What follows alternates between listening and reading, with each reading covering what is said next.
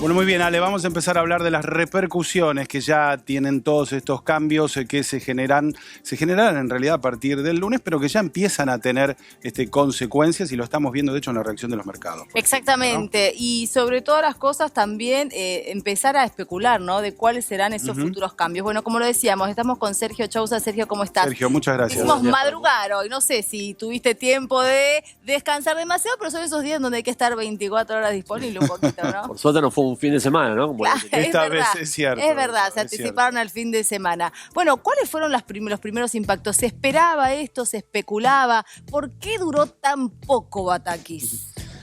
Bueno, mira, a ver, sobre la poca duración me parece que habla un poco de cierto desorden, ¿no? En los mecanismos, ¿no? Porque ya se venía mencionando que se podía dar una unificación de la jefatura económica con esta figura, ¿no? Esta figura que sea aglutinante, que pueda englobar bajo la égida a diferentes áreas de la gestión económica, que fue uno de los rasgos, ¿no? De este gobierno, la excesiva dispersión en la toma de decisiones, lo cual primero ralentiza mucho y después genera ciertas ineficiencias, sobre todo en momentos de crisis como este. Lo que pasa es que, bueno, seguramente el mecanismo ideal no hubiera sido nombrar a una ministra de forma transitoria por tan poco tiempo y además ni siquiera con carácter transitorio, ¿no? Porque la visita del Fondo Monetario, bueno, un poco le da un carácter diferente, ¿no? Nos muestra ante el mundo con una ministra de Economía empoderada y 2 días después se produce el recambio. Pero bueno, más allá de los métodos y las formas, mirando para adelante, esto abre una nueva etapa, una etapa de mayor consolidación en el gabinete económico y esa mayor, lo que implica es una mejor coordinación sobre todo, ¿no? Me parece que el rasgo distintivo de esta administración en materia económica fue la falta de coordinación. Tenías muy poquitas municiones, muy pocas herramientas para determinar la política económica y además se tomaban decisiones muy dispersas y eso restaba coordinación. Me parece que ahora, aglutinando estas áreas, desarrollo productivo, agricultura y economía propiamente dicho, ¿no? Los tópicos vinculados a la macro, vas a poder cohesionar más. ¿Es condición suficiente? Creo que no, pero sí necesaria.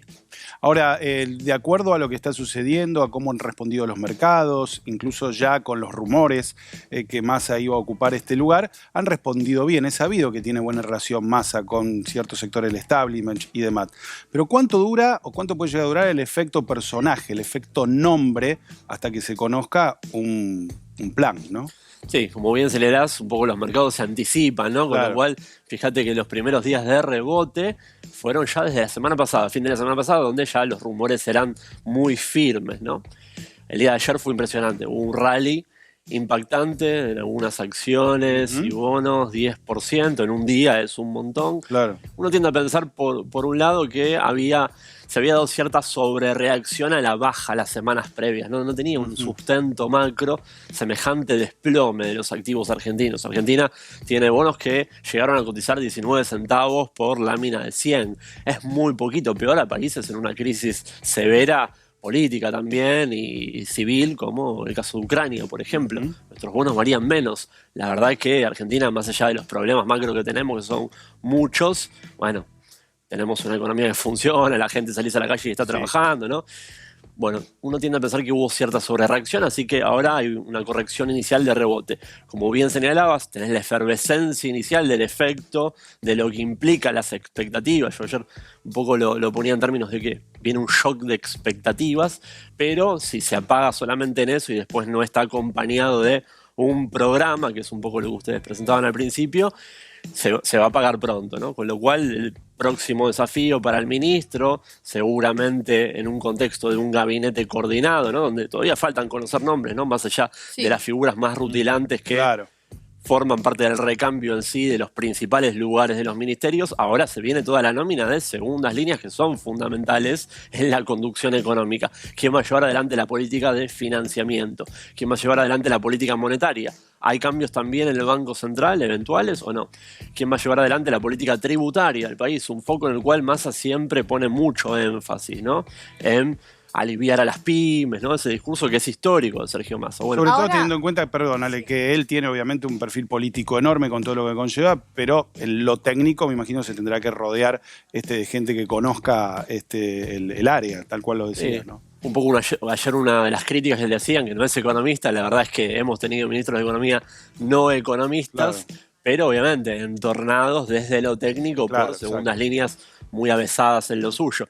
A mí me parece un dato totalmente menor, ¿no? Cuál es su expertise de base, pero sí, obviamente llega con un peso específico que los dos anteriores ministros no lo tenían. Con poder político, que por sobre todas las cosas parece que da la sensación, o con peso político, que es lo que la corrió rápidamente a Batakis, ¿no?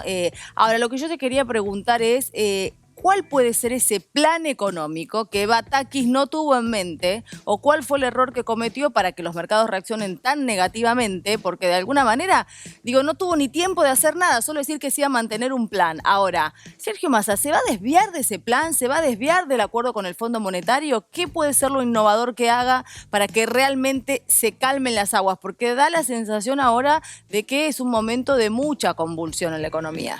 Mirá, Alejandra, yo no estoy seguro que hubiera una impugnación. Uno dice la entelequia del mercado, ¿no? Pero más allá de eso, el sentido común que se había generado en torno a la figura de Batakis, no sé si tanto en términos de la persona, ¿no? No sé si había una impugnación a la persona, sino el hecho de que todavía no terminaba de quedar claro que fuera el factor unificador de los diferentes componentes del frente de gobierno. Eso me parece que es lo que faltaba y lo que la figura de Sergio Massa garantiza. Obviamente necesitas un programa. ¿En qué se puede componer? Bueno, tiene que tener un pilar monetario, un pilar financiero, un pilar antiinflacionario y un pilar cambiario, ¿no? Que son los principales asuntos pendientes. Batakis, en su presentación, en la conferencia de prensa, la única que llegó a dar, había dado lineamientos de carácter fiscal, solamente la pata fiscal, que es recontra importante, en un momento en el cual Argentina todavía tiene un déficit importante, ¿no? Y tiene que mostrar una trayectoria descendente, pero había faltado consideraciones en el orden cambiario, monetario, etc.